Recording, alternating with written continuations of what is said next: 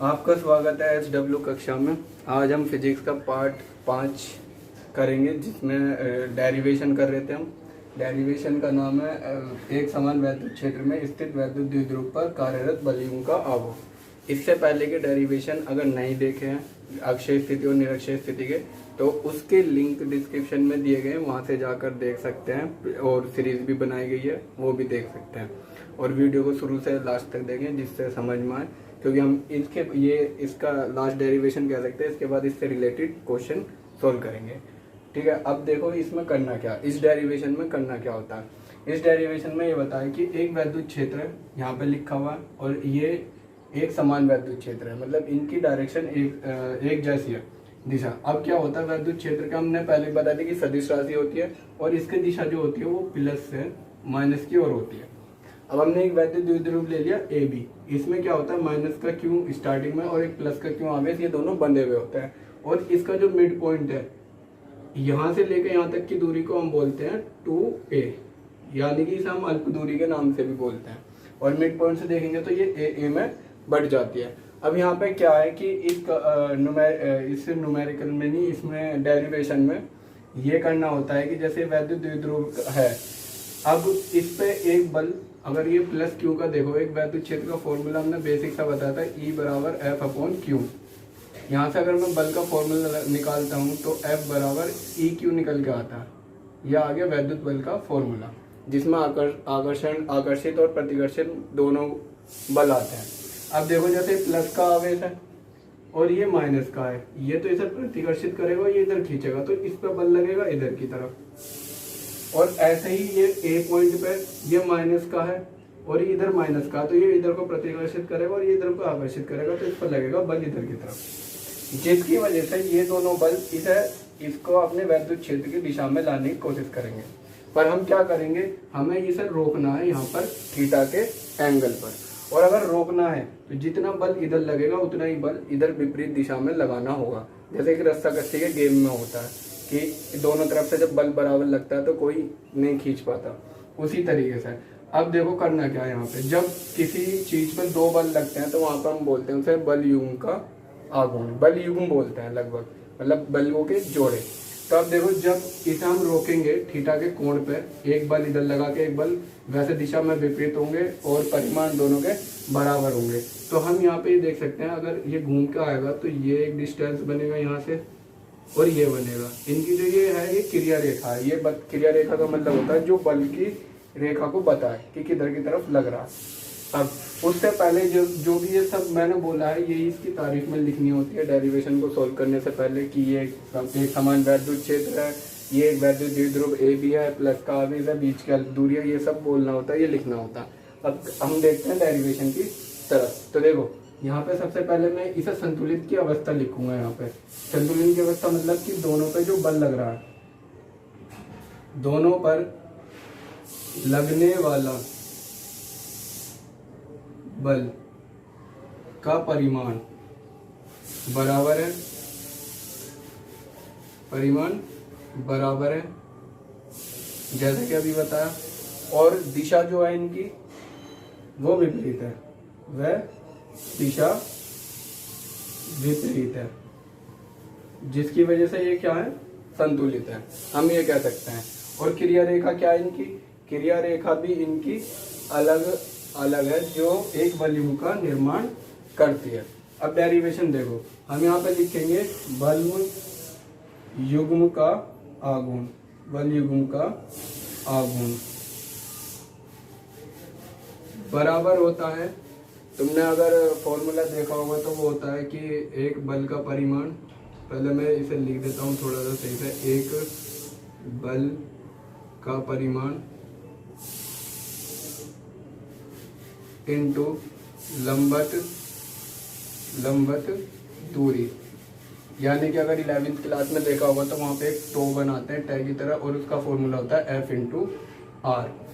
तो बिल्कुल वही सेम यहाँ पे है, हम इसे टो लिखेंगे और F इंटू आर। अब R जो होता है, R का मतलब होता है लंबवत दूरी। जैसे यहाँ पे एक पॉइंट मान लिया C, तो लंबवत दूरी बन गई यहाँ पे B और C। और F क्या है, F ये बल है जो यहाँ पे F बराबर EQ दोनों पे लगा हुआ है। तो हम यहाँ लिख देंगे F बराबर EQ, इस तरीके से टो बराबर EQ इंटू BC आ गया। अब हमें क्या करना होगा, हम इसे समीकरण 1 मान लेंगे और BC का मान निकालेंगे। अब BC का मान निकालने के लिए देखो यहाँ पे अगर हम देखें तो समकोण त्रिभुज बन रहा है।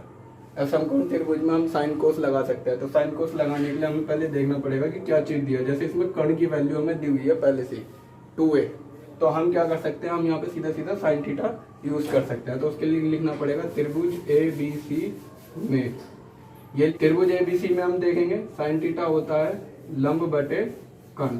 तो अब लंब क्या है, यहाँ पे लंब है BC, यानी कि BC का मान निकालना है, और कर्ण क्या है यहाँ पे 2a। तो BC का मान निकालना, तो इससे अकेला छोड़ना, इक्वल की एक तरफ मान निकालने का मतलब, तो यहाँ से BC का मान निकल के आएगा BC बराबर 2a साइन थीटा, और इसे मान को रखेंगे तो देखो क्या होगा, ये मान समीकरण 1 में रखने पर जब रखेंगे तो यहाँ पर हो जाएगा टो बराबर सीधा सीधा EQ ऐसे ही रहेगा, और BC की जगह आ जाएगा 2a sine theta, 2a sine theta. अब अगर पिछली वीडियो देखी होंगी और पढ़ा होगा फिजिक्स में, तो एक वैद्युत द्विध्रुव का आघूर्ण होता है जिसे P से दिखाते हैं, और उसका फॉर्मूला होता है 2AQ। तो यहाँ पे अगर मैं तुम्हें देखो तो ये बन रहा है पूरा पूरा P। तो यहाँ पे हम इसे रिप्लेस करके 2a की जगह बदल के प्रतिस्थापित करके हम क्या लिख देंगे P। तो ये फॉर्मूला बन जाएगा PE साइन थीटा। तो कुल मिलाकर इस डेरिवेशन से एक फॉर्मूला निकल के आया। अब देखो तीनों डेरिवेशन हो चुके हैं। अब हम देखते हैं न्यूमेरिकल, यह कूलाम के नियम पर आधारित है। अब इसमें क्या कहा है, उन्होंने कहा एक वायु में 0.4 माइक्रो कूलाम का आवेश रखा हुआ है, दो गोले हैं, दोनों गोले एक दूसरे पर कितने न्यूटन का बल लगाते हैं, 0.2 का।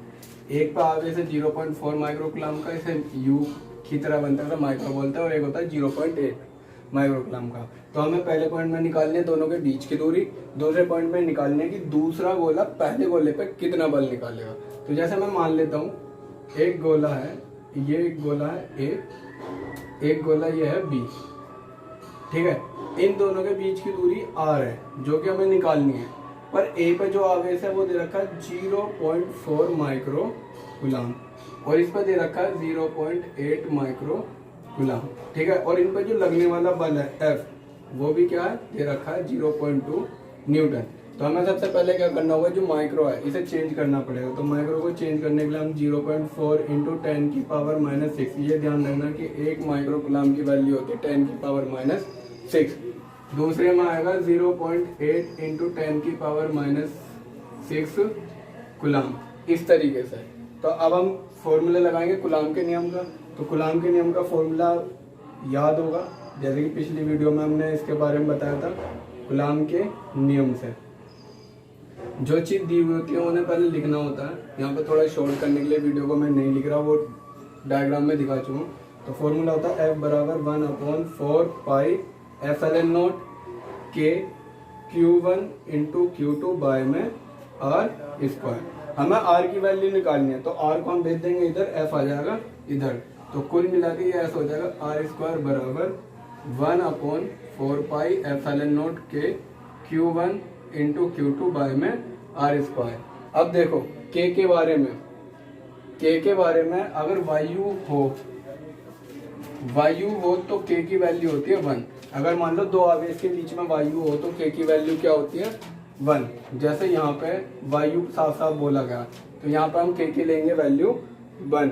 और अगर इनके बीच में कोई और हो धातु, ज्यादा मान लो इनके बीच में कोई धातु हो, तो वहां पर K की वैल्यू को लेते हैं हम इन्फिनिटी, अनंत।